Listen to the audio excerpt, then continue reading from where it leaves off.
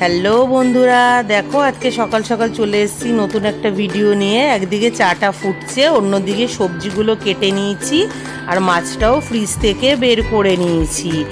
আজকে করব ঝিঙে আলু পোস্ত, তাই সেটা বসিয়ে নিলাম।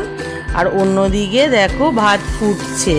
তারপরে ঝিঙে আলু পোস্তটা হয়ে গেল, আমি নামিয়ে নিলাম।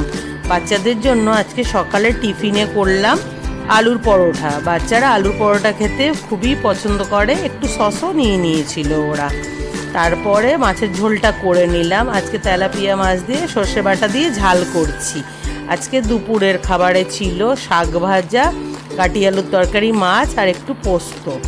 তারপরে সকালে একটু মটর ভিজিয়েছিলাম ঘুগনি করব বলে, রাতে করে নিলাম ঘুগনি, আর মা রুটিটা করে নিয়েছিল। এই দিয়েই আজকে রাত্রিরের খাওয়া দাওয়াটা শেষ করলাম। বাই।